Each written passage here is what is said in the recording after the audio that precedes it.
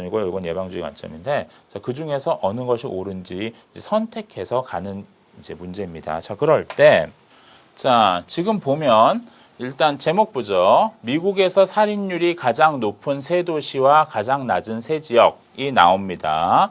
자, 지금 세 개씩 나오고 있는 거죠. 자, 근데 지금 밑에 요 조건이 되게 중요합니다.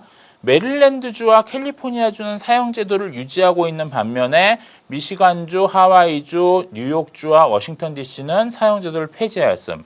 자, 메릴랜드주, 볼티모어죠. 자, 이 도시하고 그리고 캘리포니아주, 산호세네요. 자, 요 도시는 지금 사형제도를 유지하고 있습니다. 나머지는 사형제도를 폐지했고요. 지금 보면은 여기에서 이야기하고 있는 내용은 사형제도와 그리고 이 살인율은 별로 상관이 없다는 결론을 끌어낼 수 있습니다. 왜? 자, 사형제도를 유지하고 있는데 여기에서는 살인율이 굉장히 높습니다. 제일 높아요. 여기서는 제일 낮은 축입니다. 그리고 다른 도시들도 사형제도를 폐지했는데 별로 상관이 없죠.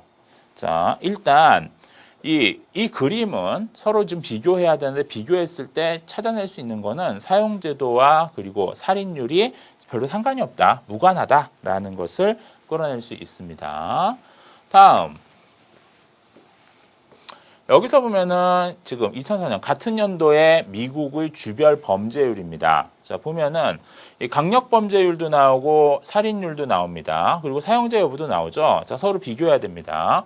지금 사형제도가 있는 주는 루이지애나 주고요. 없는 제도는 이 세 주입니다. 그럴 때 워싱턴 DC는 강력 범죄율도 높습니다. 이게 인구 10만 명당 이제 범죄 건수죠. 그리고 살인율도 높습니다.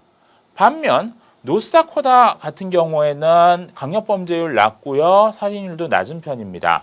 즉 여기에서 이야기하고 있는 거는 자, 사형제도가 없음에도 불구하고 강력범죄율이나 살인율은 높을 수도 있고 낮을 수도 있다는 겁니다. 이것도 마찬가지로 별로 상관이 없다는 거죠. 결국은 지금 표와 그래프에서 그림에서 보여주고 있는 내용은 굉장히 명확합니다. 사형제도와 그리고 사형제도와 범죄율은 무관하다라는 겁니다. 자, 그럴 때, 자, 어느 입장을 비판할 수 있는 거죠? 이 자료들은 예방주의입니까? 응보주의입니까? 자, 예방주의를 비판할 수 있는 자료입니다. 왜?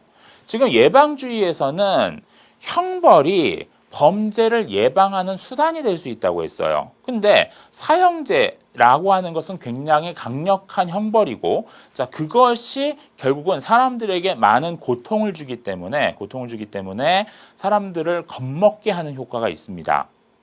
자, 이거 섣부르게 판단하면 안 돼요. 저기 재심은 라에서 사형 얘기가 나왔으니까는 이거 재심을 라하고 연결할 수 있지 않느냐라고 섣부르게 판단할 수 있는데 여기서 우리가 파악한 것은 사형제도와 범죄율 사이의 관계였습니다. 그 관계라는 측면에서 보면은 예방을 위한 적절한 수단이 아닌 거예요, 사형제는. 자, 그러니까는 나다에 대한 비판으로 유효한 겁니다. 자, 이게 별로 표의 의미를 정확하게 해석하지 않고 그냥 들어가면은 잘못 연결할 수 있는 문제였습니다. 자, 근데 조금만 생각하면은 뭐 그렇게 이제 이상한 대답은 안 했겠죠. 자, 이제 답안 구성 보도록 하겠습니다. 일단 지금 여기서는 비판하시오 했으니까는 이 비판의 중심 문장에 대한 이야기를 먼저 합니다. 자, 형벌이 예방적 효과를 지닌다는 주장은 타당하지 않다. 자, 비판 지점 나왔습니다.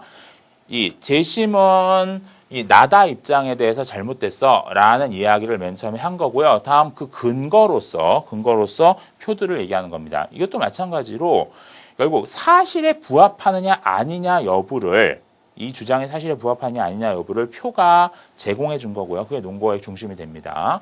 그림과 표는 사형제도의 유무와 강력범죄율, 살인율이 일정한 상관관계를 형성하지 못하는 것을 보여준다. 자, 이게 표와 그림의 중심적인 의미입니다. 이게 중심적인 의미고요. 자, 이렇게 정리해 준 다음에 이제 구체적인 특징 파악으로 들어갑니다. 그림은 미국의 주요 도시에서의 살인율과 사형제도 실시 여부를 보여준다. 볼티모어와 산호세는 둘 다 사형제도를 유지하고 있으나 볼티모어는 살인율이 가장 높은 반면 산호세는 살인율이 낮은 지역에 속한다. 또한 사형제도가 폐지된 디트로이트나 나소 카운티를 보면 디트로이트는 두 번째로 살인율이 높지만 나소 카운티는 살인율이 가장 낮은 도시이다. 자, 자료 해석 유형 답안 작성법 연습할 때 그런 얘기 했었습니다. 자료의 꼼꼼한 특징을 분석하는 능력을 교수님들은 보고 싶어 한다. 이런 얘기 했었죠. 자, 자료에 나오는 내용에서부터 그 특징 파악한 다음에 그것에서부터 의미를 끌어내는 겁니다. 일단 특징 파악했죠. 자, 표도 마찬가지로 특징 파악합니다.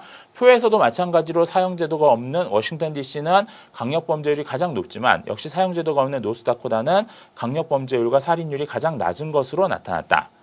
자, 여기까지 표의 특징입니다. 자, 이 표의 특징에서 이제 의미를 끌어내야 되죠. 이제 이게 해석, 의미 도출, 이게 해석입니다. 이처럼 예방주의 입장에서는 형벌에 따른 해악이 범죄에 대한 욕구를 억제한다고 하지만 범죄자가 형벌에 따른 해악을 염두에 두고 범죄를 저지르는 경우는 거의 없다고 추론할 수 있다. 따라서 형벌의 목적이 범죄 예방에 있다는 입장은 설득력을 얻기 어렵다. 자, 지금 앞에서 범죄자가 형벌에 대해서 미리 생각하고 범죄를 저지르는 경우는 없다. 이게 결국은 여기에 좀 덧붙인 이 해석이 되는 겁니다. 실제 그렇죠. 범죄자는 자기가 체포되지 않을 것을 전제로 해서 범죄를 일반적으로 저지르기 때문에 예방적 효과는 크지 않다라는 이야기를 논거로 구성해서 이야기를 할 수 있습니다.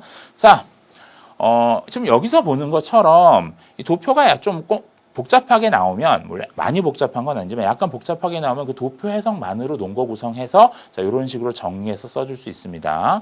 자, 다시 한번 강조하지만 이 평가 유형 문제에서 도표를 활용해야 되는 문제가 나오면 오히려 이게 더 쉽다는 것, 논거 구성을 훨씬 더 쉽게 할 수 있다는 것을 강조해서 말씀드리겠습니다. 자, 그렇기 때문에 이제 오히려 도표 분석 능력만 제대로 갖추고 있으면 되는 거죠.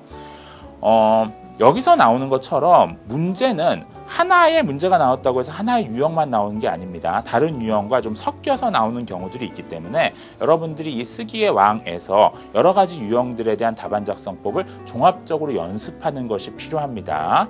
내가 지원하려는 대학에서 이 유형만 나온다고 해서 이 유형만 연습하는 것은 크게 의미가 없습니다. 종합적으로 연습해 주시길 바라요.